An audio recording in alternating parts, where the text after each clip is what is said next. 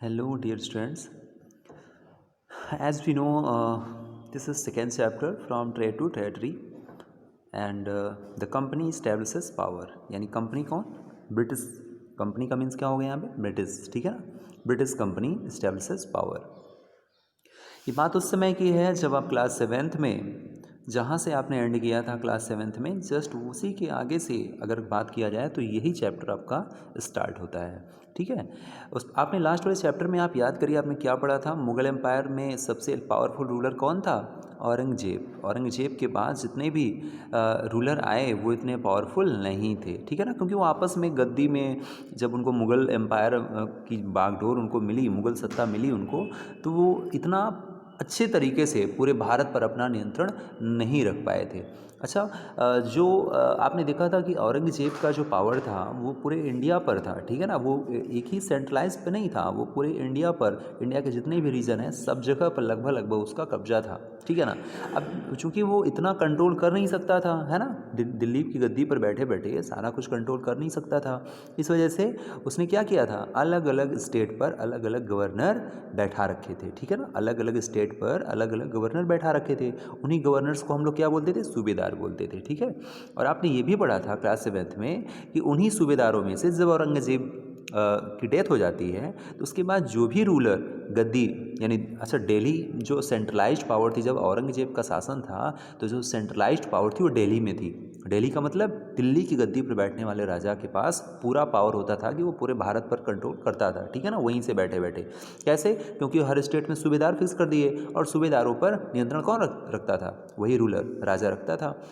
हुआ क्या कि जब औरंगजेब की डेथ हो जाती है तो जितने भी गवर्नर बैठाए गए थे पहले से, ठीक है ना, वो औरंगजेब के डेथ होने के बाद ही वो अपने आप को क्या साबित करने लगे? स्वतंत्र साबित करने लगे। और जिस जिस स्टेट पर उनको गवर्नर बनाया गया था वो उस स्टेट के गवर्नर बन के उस स्टेट के राजा बनना चाहते थे।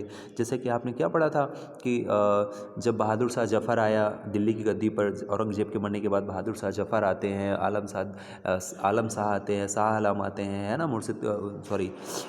अकबर सेकेंड आते हैं। इस तरह से बहुत सारे रूलर आते हैं, बहादुर शाह जफ़र सेकेंड भी आते हैं।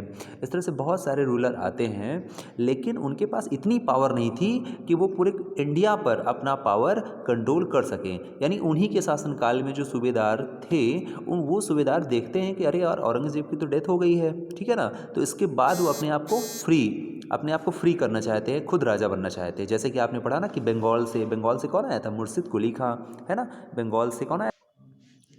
बंगाल से आपने मुर्शिद कुली खां के बारे में पढ़ा, है ना। और हैदराबाद से आपने आसफ जाह के बारे में पढ़ा, ठीक है ना। अवध से आपने सादत खां के, है ना, बरहानुल मुल्क सादत खां के बारे में पढ़ा था। तो ये लोग कौन थे? ये लोग पहले सूबेदार थे ना औरंगजेब के समय पे, लेकिन जैसे ही देखते हैं कि औरंगजेब की डेथ हो जाती है तो दिल्ली की गद्दी पर जो बैठा हुआ शासक है वो इतना पावरफुल नहीं है कि वो हमें दबा सकता है, यानी कमज़ोर है ना। उनकी वो कौन कौन से शासक दिल्ली की गद्दी पर एक क्रम से बैठे थे, मैंने सारे नाम आप लोगों को लिखवाए हुए हैं, तो आप लोग वहाँ से उसको एक बार रिवाइज कर लेंगे कि दिल्ली की गद्दी पर कौन कौन से शासक बैठते हैं और उनके शासनकाल में भारत में जगह जगह पर कौन कौन से सूबेदारों ने अपने आप को स्वतंत्र घोषित कर दिया, विरोध कर दिया, है ना।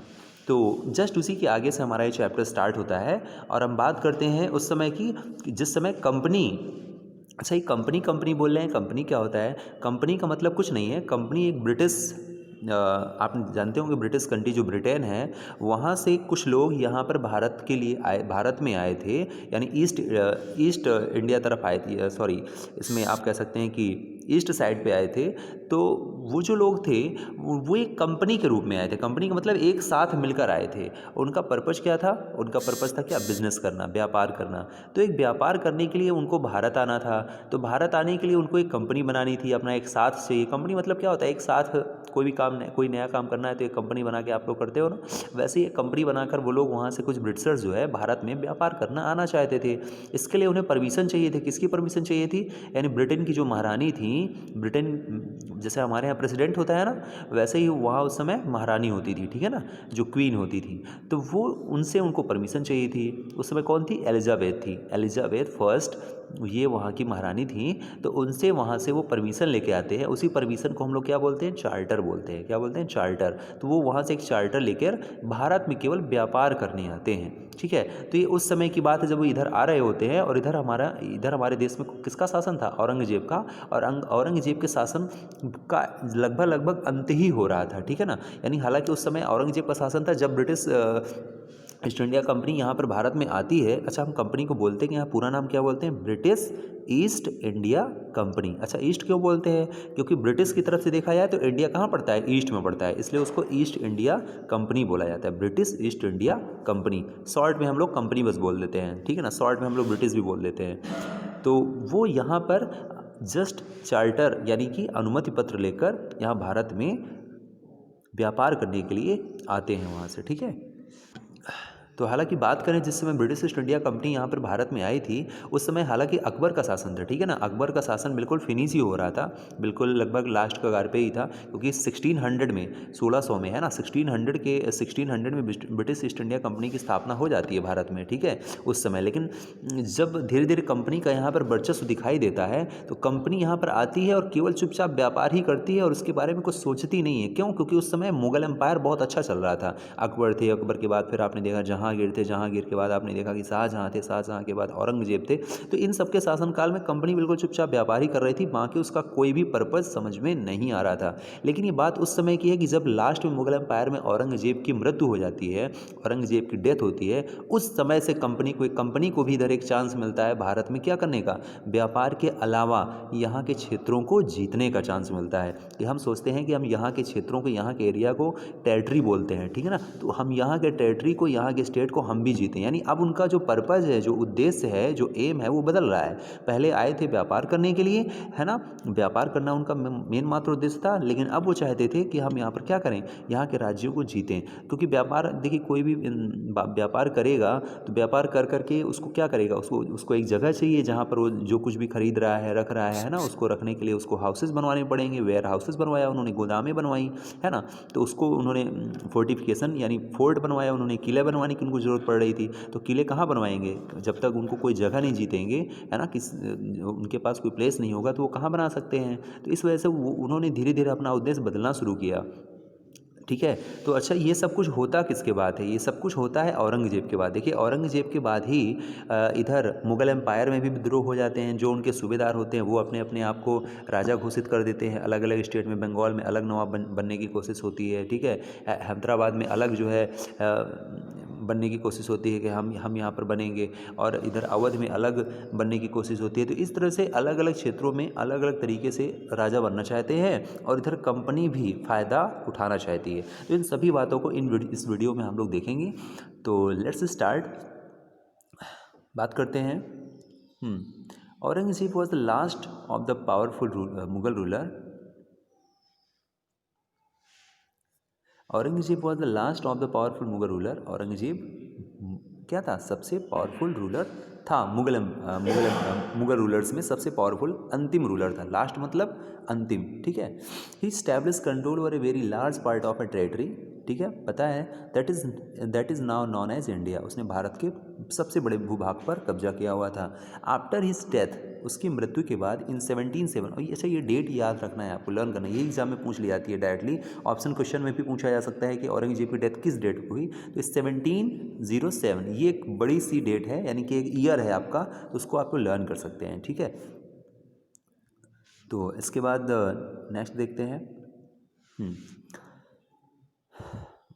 मैनी मुगल गवर्नर्स जो गवर्नर थे, एंड बिग जमींदार बिगैन असर्टिंग दियर अथॉरिटी। वो अपनी अथॉरिटी यानी अपनी सत्ता को, अपनी पावर को, हमने बताया ना कि औरंगजेब की मृत्यु के बाद जो गवर्नर उन्हें वहाँ बनाए गए थे, बिगैन असर्टिंग, क्या असर्ट करने लगे, यानी दृढ़ता से अपनी बात करने लगे, अथॉरिटी यानी कि अब उस पर अपना अधिकार जताने लगे, एंड स्टैब्लिश रीजनल किंगडम्स, और अपना क्षेत्रीय राज्य स्थापित करने की कोशिश कर रहे थे। यानी कि हम सोच रहे थे कि हम जो भी हमें रीजन मिला हुआ है उसी रीजन के हम रूलर बन जाएं।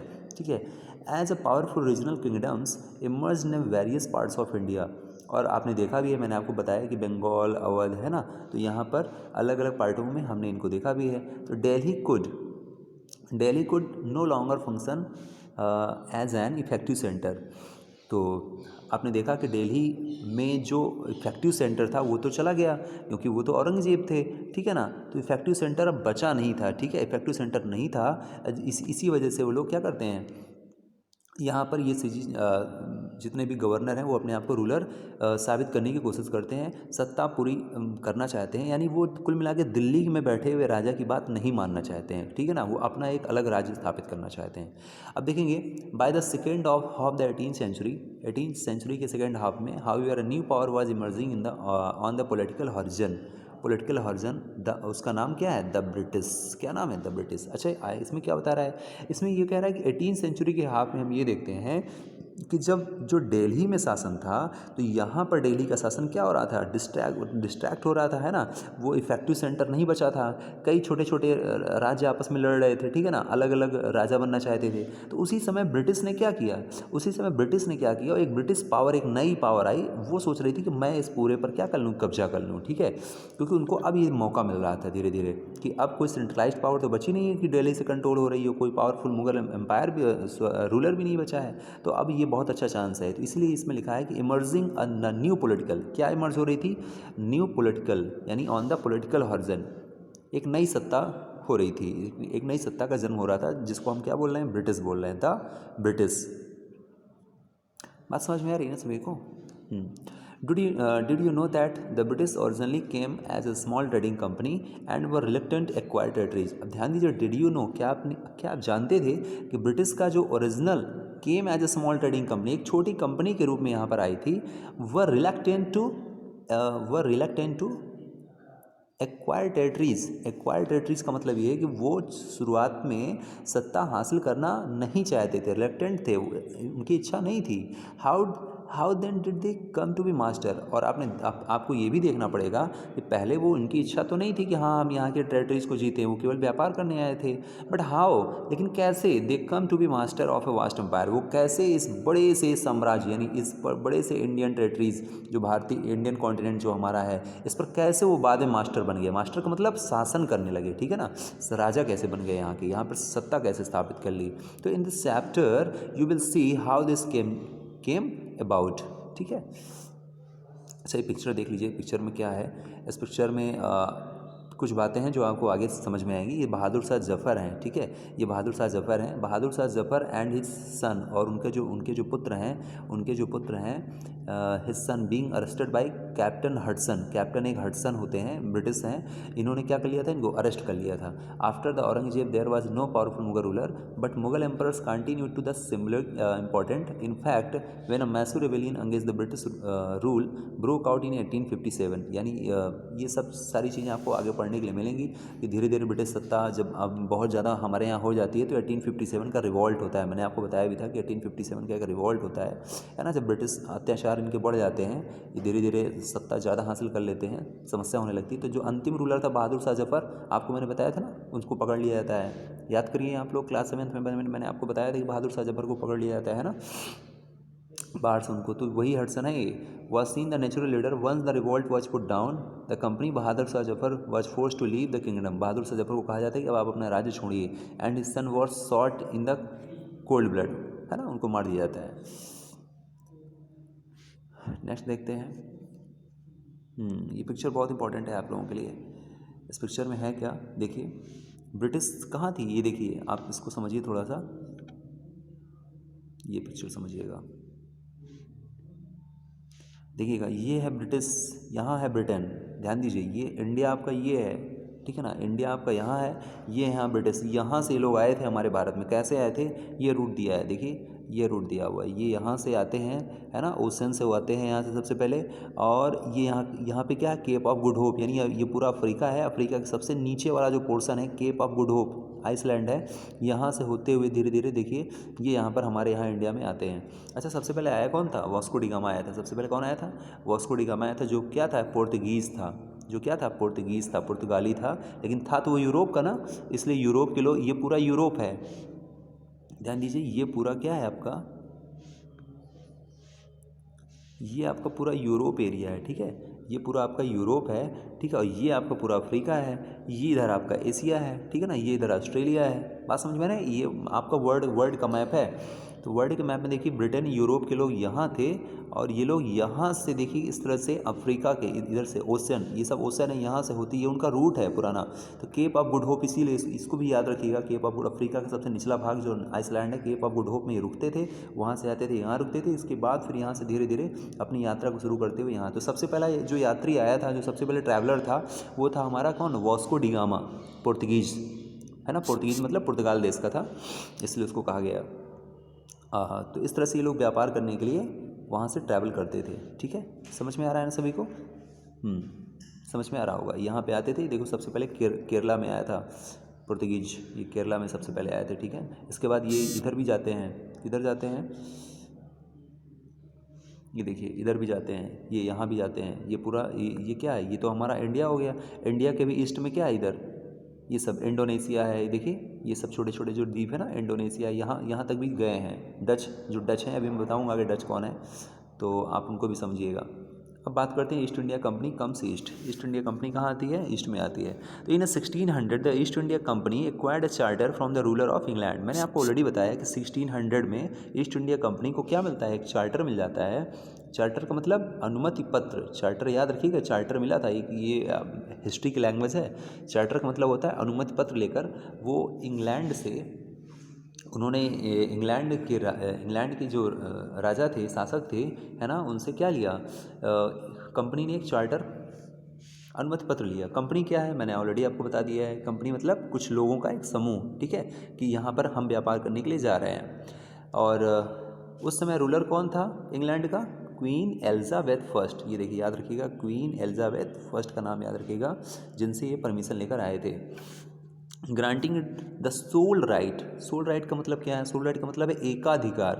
यानी याद रखिए कि ये जैसे ब्रिटिश है, तो ये यूरोप है, यूरोप में जो ब्रिटेन था, तो ब्रिटेन में तो 4 कंट्रीज़ थी, लगभग 4 कंट्रीज से मिलकर एक ब्रिटेन है। आपको आगे आप पढ़ेंगे कि ब्रिटेन में क्या है, उसमें इंग्लैंड है ना, नीदरलैंड है, इस तरह से कई उसमें 4 देशों का समूह, उसको ब्रिटेन बोलते हैं। तो ब्रिटेन से ये जो महारानी थी एलिजाबेथ थी, ये तो इंग्लैंड की थी। तो इंग्लैंड की और तो बहुत सारी कंपनियां रही होंगी, ठीक है ना। तो इंग्लैंड की और बहुत सारी जो कंपनियां थीं, यानी ब्रिटेन की और जो कंपनियां थीं, वो भारत में ना आ सकें, केवल एक ही कंपनी भारत में जा सके।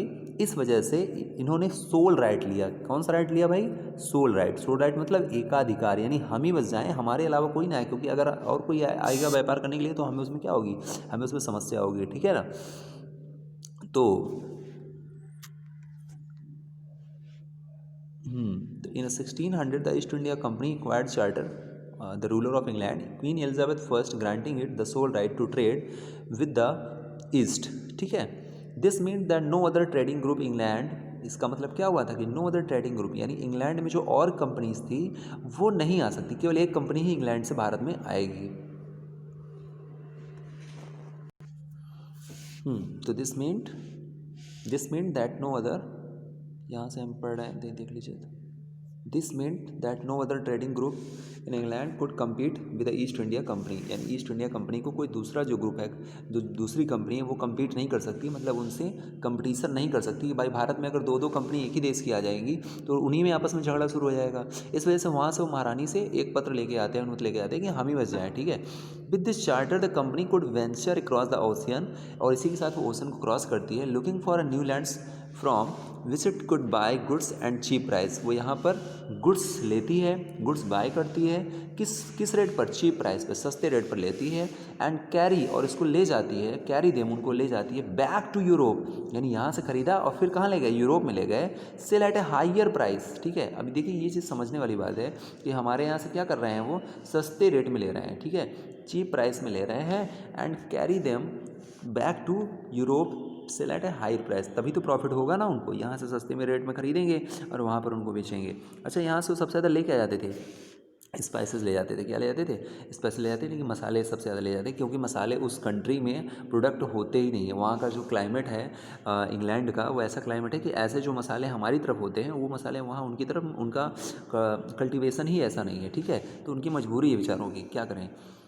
तो the company did not have to fear competition, company के पास कोई किसी प्रकार का कोई कंपटीशन नहीं था from other English trading companies, किसी भी अदर कंपनीज का। लेकिन आगे इनको कंपटीशन अभी मिलेगा, ठीक है ना, इस कंपनी को, ये बहुत खुश हो रहे हैं ना, अभी इनको आगे कंपटीशन मिलेगा। मर्सेंटाइल ट्रेडिंग कंपनीज, अब देखिए ये आ गया मर्सेंटाइल क्या होती है, अदर जो ग्रुप होते हैं, व्यापारियों का अदर जो ग्रुप होता है, trading companies in those days, उस समय पर, in those days made a profit primarily by excluding competition so that they could buy cheap and sell dear। यानी mercantile trading companies in those days, उन दिनों पर ये जो व्यापारिक कंपनी थी, मेड अ प्रॉफिट, सबसे ज़्यादा प्रॉफिट किया है ना, बाय एक्सक्लूडिंग कंपटीशन, यानी किसी भी प्रकार के कंपटीशन को न रखते हुए, so that they could buy cheap and sell dear. ठीक है, आगे देखते हैं। The royal charter, the royal charter, देखिए मर्सेंटाइल दिया हुआ है, यहाँ से आप लोग इसको लर्न कर लेंगे, ठीक है ना, कोई एग्जाम में यही सीधे सीधे पूछ लेता है आपसे, है ना, कि क्या है मर्सेंटाइल क्या है, तो ये इसको आप लोग लर्न कर लीजिएगा, ठीक है।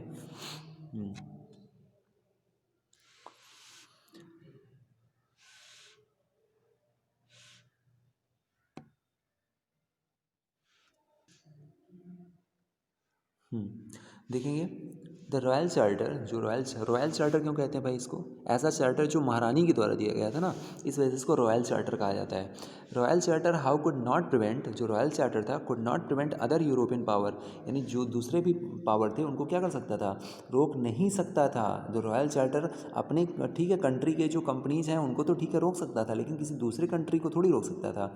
अदर, भाई यूरोप है, यूरोप हमारा क्या है, यूरोप हमारा एक कॉन्टिनेंट है, और उस कॉन्टिनेंट में बहुत सारे कंट्री हैं, ठीक है। तो अगर हम ब्रिटेन की बात करें तो ब्रिटेन से ये चार्टर लेकर आ रहे थे ना, इंग्लैंड से चार्टर लेके आ रहे थे, तो वहाँ की कंपनी तो ठीक है नहीं आएगी, लेकिन यूरोप में और जो कंट्रीज़ थी वो तो एंटरिंग कर ही सकती थी ना, वो तो वो तो इंडिया, वो लोग भी तो यूरोप के अदर कंट्रीज हैं, उनका भी तो मन कर रहा है कि हाँ हम भी इंडिया जाएं, हम भी वहाँ से व्यापार करें, तो वो लोग भी तो आ सकते हैं ना। तो इंग्लैंड के अलावा भी बहुत सारी कंपनीज यहाँ पर आती हैं, आप देखेंगे अभी। तो European powers from entering the eastern market by the time of first English ships sail down the west coast of Africa. अच्छा, ये चीज़ मैं आपको बता चुका हूँ ना, कि जो इंग्लिश शिप्स है सेल डाउन पहले, सबसे पहले कहाँ आता है, वेस्ट कोस्ट ऑफ अफ्रीका। अभी मैंने मैप दिखाया था ना आपको, आपको मैप दिखाया था ना, देखिए ये वेस्ट कोस्ट यानी अफ्रीका है ये, तो अफ्रीका के सबसे वेस्ट कोस्ट में क्या है, वेस्ट इसका क्या है, ये पोर्शन ही वेस्ट है, ठीक है। तो अफ्रीका के वेस्ट में आते थे, और अफ्रीका के वेस्ट में, वेस्ट के बाद फिर कहाँ पे, वेस्ट के बाद फिर ये यहाँ पर केप ऑफ गुड होप में यहाँ पर रेस्ट करते थे, और इसके बाद फिर ये इंडियन ओशियन है ना, इंडियन ओशियन को क्रॉस करके फिर इंडिया आते थे। वही चीज़ में यहाँ पे आपने दिया हुआ है, ठीक है, ये देखेंगे। Royal charter however could not prevent other European power from entering the eastern market by the time of first English ships sailed down the west coast of Africa around the Cape of Good Hope and crossed the Indian Ocean। और इसमें इन्होंने सबसे पहले cross करने वाले थे कौन, मैंने आपको बताया था कौन थे, पोर्तुगीज़ थे। यानी इंग्लैंड से, अंग्रेज़ों से भी पहले आने वाले कौन थे, कौन कंट्री थी, पोर्तुगीज़। तो देखिए ये कॉमन सा क्वेश्चन बनता है यहाँ पे कि सबसे पहले भारत में कौन सी यूरोपियन कंपनी आती है, तो आप बोलेंगे कौन सा कंट्री आता है, तो पोर्तुगीज़ आए थे, पोर्तुगीज़ देश के लोग आए थे, यानी पुर्तगाल देश के लोग आए थे। और ये देखिए इसमें दिया है ना, Indian Ocean, Portuguese had already establish their presence in the western coast of India. यानी जिस समय वहाँ से इंग्लैंड से ये लोग भारत में आने के लिए सोच रहे थे, उस समय इंडिया में पहले से ही, यानी यहाँ पे गोवा के पास, जैसे कि हमारा इंडिया है, ठीक है, ये हमारा इंडिया है, तो यहाँ पे गोवा है ना हमारा, यहाँ पे गोवा है, तो इस समय यहाँ पहले से ही गोवा में कौन उपस्थित था, पोर्तुगीज़। यानी पोर्तुगीज़ बहुत पहले आ चुके थे, अंग्रेज़ों से आने के बहुत पहले आ चुके थे, और यहाँ पर वो पहले से ही अपना शासन स्थापित किए हुए थे, ठीक है। अब जब इंग्लैंड के लोग आते हैं यहाँ पर, इंग्लैंड से जो लोग आते हैं, तो जाहिर सी बात उनके बीच में टकराव हो सकता है। अच्छा, तो पढ़ लेते हैं है क्या। The Portuguese had already Portuguese had already establish their presence in the western coast of India, पहले से ही वो लोग यहाँ पर थे। Had their base in Goa, तो पूछा जाता है पोर्तुगीज का बेस क्या था, तो बेस गोवा में था। पोर्तुगीज भारत में और भी बहुत जगह रहे हैं, केरला में भी रहे हैं, कर्नाटक में भी रहे हैं, ठीक है, लेकिन उनका जो बेस था वो गोवा था। In fact it was a Vasco da Gama, और इनफैक्ट वास्तव में वो कौन थे, वास्को डिगामा थे। वास्को डिगामा का सभी ने नाम सुना होगा जिन्होंने भारत की खोज की, यही पढ़ा है ना आपने, ये वही थे, ठीक है, वास्को डिगामा।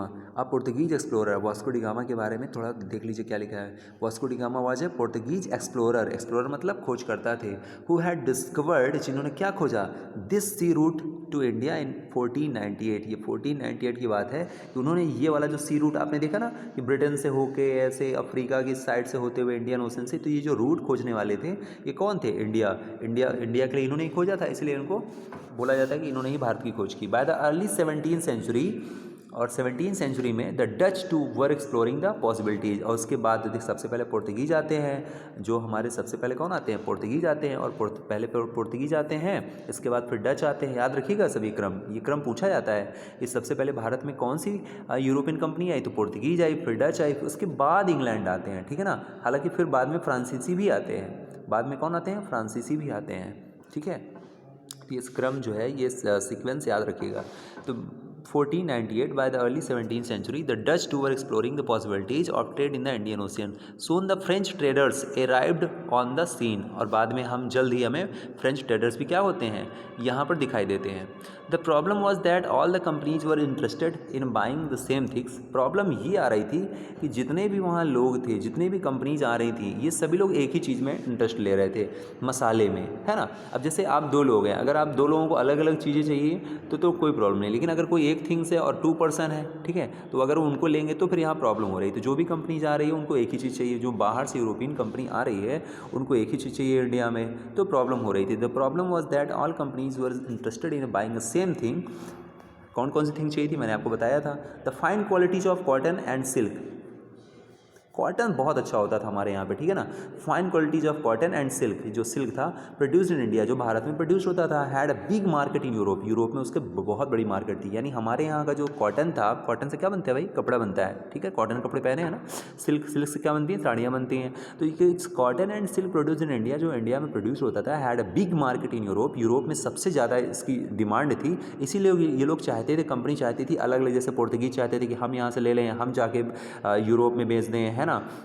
फ्रांसीसी चाहते थे कि हम लोग यहाँ से इंडिया से सबसे ज़्यादा परचेज़ कर लें, सस्ते रेट पे परचेज़ कर लें, हम जाके यूरोप में बेचें तो हाँ हमारी कंट्रीज़ को फ़ायदा हो। तो देखिए इसके अलावा ये चीज़ें तो थी ही, साथ में इसके अलावा और क्या क्या चीज़ें थी, और चीज़ें थी जैसे पीपर है ना, क्लोव्स, पीपर क्या होता है, काली मिर्च होती है, क्लोव्स मतलब लौंग होती है, कार्डमम है ना, कार्डमम क्या होती है, इलायची, जानते होंगे आप, है ना। किनोमन क्या होती है, दालचीनी, यानी ये सब मसाले वाली चीज़ें हैं। Too were in a great demand, इनकी बहुत ज़्यादा डिमांड थी यूरोप में। तो कंपटीशन इसलिए बढ़ गया। कंपटीशन कहाँ बढ़ रहा है, हमारे देश में नहीं बढ़ रहा है, हमारे देश में नहीं, यूरोप में रहने वाली जो जितनी भी कंट्रीज़ थी उनके बीच में कंपटीशन बढ़ गया। लेकिन वो कंपटीशन बढ़ा कहाँ था, यूरोप में भी बढ़ा था और भारत में भी बढ़ा था। भारत से वही चाह रहे थे कि यहाँ से हम सबसे ज़्यादा परचेज कर लें, और यहाँ से परचेज करने के बाद, बाई करने के बाद हम वहाँ जाके सेल कर दें। Amongst the European companies inevitably pushed up the price at which these goods could be purchase. अब धीरे धीरे इससे हुआ क्या, जब, अच्छा ये बताइए, जैसे कोई एक चीज़ है और उसकी डिमांड सभी लोग करेंगे, जैसे कोई एक चीज़ है, जैसे मार्केट में, सब मंडी में देखें ना, आलू आ रहा है, तो जो आलू है, अगर आलू खाने वाले सभी लोग हो जाएंगे तो आलू की डिमांड क्या हो जाएगी, बढ़ जाएगी, यानी आलू का रेट क्या हो जाएगा, बढ़ जाएगा। लेकिन अगर आलू बहुत ज़्यादा हो गए, लोग लेने वाले कम हैं, तो फिर आलू का रेट क्या हो जाएगा, सस्ता हो जाएगा ना। तो यही चीज़ आप समझिएगी, जब कोई थिंग्स कम होती है, कोई थिंग्स कम होती है और लेने वाले क्या हो जाते हैं, बहुत ज़्यादा हो जाते हैं, तो उसका रेट अपने आप बढ़ जाता है। तो हमारे यहाँ जो चीज़ें थी उनको जब यहाँ के लोगों ने देखा कि बहुत ज़्यादा लेने वाले हैं, तो ऑब्वियसली है कि मतलब उसका रेट बढ़ जाएगा। तो ये देखिए इससे क्या हुआ, उसका rate pushed up the price क्या हो गया, ज़्यादा बढ़ गया, है ना, कुड बी परचेज, जो वो खरीदते थे। And this reduce the profits that could be earn, और इससे इंग्लैंड से जो कंपनी आई थी उसको प्रॉफिट कम होने लगा। उसको प्रॉफिट इसलिए कम होने लगा क्योंकि यूरोप की बहुत सारी कंपनियां थी, ठीक है ना, उनकी वजह से उनको रेट यहाँ से महंगा सामान लेके जाना पड़ता था। प्रॉफिट उनको हो रहा था, लेकिन उतना प्रॉफिट नहीं हो रहा जितना उन्होंने शुरू में बहुत ज़्यादा कमाया। The only way the trading companies could flourish was by eliminating rival competition. और लास्ट में उनके दिमाग में ये बात आ गई कि अगर हमें इनको हटाना है, इन कंपनियों को, यानी फ्रांसीसी को, डच को, पुर्तगीज कंपनीज को अगर हमें हटाना है, यानी ब्रिटिश कंपनी ने सोचा कि अगर हमें इनको हटाना है तो हमें इनसे क्या करना पड़ेगा, इनको एलिमिनेट करना पड़ेगा, इनको समाप्त करना पड़ेगा, ठीक है ना। राइवल का मतलब क्या है, उनकी जो प्रतिद्वंदी कंपनी है, प्रतिद्वंदी, राइवल का मतलब होता है प्रतिद्वंदी, जो उनके कंपटीशन में है। तो the earth to secure markets, और मार्केट को सिक्योर करने के लिए क्या कर दिया, there led to be the fierce battle, यानी कि भयावह युद्ध होने की पॉसिबिलिटी बढ़ गई थी बिटवीन द ट्रेडिंग कंपनीज। किसके बीच में, ट्रेडिंग कंपनीज के बीच में, यानी हमारे देश से कोई लड़ाई नहीं हो रही थी, वो आपस में ही लड़ रहे थे। किस लिए, भारत में व्यापार करने के लिए। Through the 17 and 18 century they regularly sank each other ships, और उन्होंने क्या किया, 17-18 सेंचुरी की तरफ में क्या स्टार्ट कर दिया, एक दूसरे की जहाज़ों को डुबोना शुरू कर दिया। ब्लॉक्ड रूट्स को ब्लॉक करने लगे, है ना, अगर वो उधर से आते थे तो उनको ब्लॉक करने लगे। दे प्रिवेंटेड राइवल शिप्स, उनकी जो नावें थी उनको क्या करने लगे, उनकी जो नावें थी उनको moving with the supply of goods. Trade was carried out with arms, अब जो व्यापार होने लगा, अब जो व्यापार हो रहा था, अब वो जो व्यापार हो रहा था, अब वो आर्म्स के बलबूते पे हो रहा था, यानी कि सैनिक, यानी जिस कंपनी की सबसे अधिक सैनिक है, जिस देश ने अपनी ज़्यादा अच्छी सैनिक लगाई है, वही अच्छा व्यापार कर पा रहा था। Trading post were protected through an fortification, और इस तरह से धीरे धीरे लोगों को डर सताने लगा कि इतनी सारी कंपनियाँ हैं, फ्रांसीसी भी हैं, डच भी हैं, है ना, पुर्तगीज भी हैं, और ब्रिटिश कंपनी भी है। तो अच्छा, ब्रिटिश कंपनी इन सब में बहुत ज़्यादा चालाक थी, ठीक है ना। उसने तुरंत दिमाग लगाया कि अगर हमें इसको कुछ सेव करना है तो हमें क्या बनाना पड़ेगा, हमें अगर जैसे हमारा कोई सामान है तो उसके हमें चारों तरफ क्या बनाना पड़ेगा, हमें किला बनाना पड़ेगा। किला मतलब फोर्ट बनाना पड़ेगा। और फोर्ट बनाने के लिए, फोर्ट का मतलब किला जानते हैं ना, यानी कि यहाँ पर वो चाहते थे कि हम अपना वेयर हाउस बना लें। वेयर हाउस का मतलब गोदाम बना लें, कि जो भी सामान है पहले हम उसको यहाँ सुरक्षित रख लें, फिर यहाँ से हम इंग्लैंड की ओर ले जाएं। तो भारत में उनको क्या ज़रूरत पड़ रही थी, भारत में वो क्या बनाना चाहते थे, किला बनाना चाहते थे, यानी फोर्ट बनाना चाहते थे। और उसके लिए उन्हें चारों तरफ फोर्टिफिकेशन करना पड़ेगा, यानी किलेबंदी करना पड़ेगी, जिससे बाहर से लोग आक्रमण यहाँ पे ना कर सकें, ठीक है। अब जब वो ये सोचने लगे कि हमें किला बनाने की जरूरत पड़ेगी, तो उसके लिए उनको प्लेस चाहिए, टेरिटरी चाहिए उनको, ठीक है ना। अब ध्यान दीजिएगा, यहीं से उनका उद्देश्य क्या हो रहा है, बदल रहा है। यानी व्यापार करने तो आए थे, लेकिन अब धीरे धीरे जब उनको इस इनसिक्योरिटी फील हो रही है कि हम सिक्योर नहीं है, हमारा हम जो भी माल यहाँ से खरीद रहे हैं वो हमारा सिक्योर नहीं है, तो उसके लिए यहाँ पर उनको क्या चाहिए, किला बनाना है चारों तरफ से सुरक्षित करने के लिए, इससे बाहर से कोई उसमें अटैक ना कर सके। इससे अब प्रॉब्लम शुरू होगी कहाँ पर, भारत में रहने वाले राजाओं को। भाई भारत में रहने वाले जो राजा थे वो ये सोचते थे कि ठीक है, व्यापार करने आ रहे हैं, व्यापारी हैं तो व्यापार करके चले जाएंगे। लेकिन अब जो यहाँ पर शासन, यहाँ पर अपना मान लीजिए घर बनाना शुरू कर रहे हैं, तो प्रॉब्लम होगी ना। जैसे आपके घर में है, आपके घर में मान लीजिए कोई सब्जी वाला है, बाहर से कोई सब्जी लेके आ रहा है, ठीक है।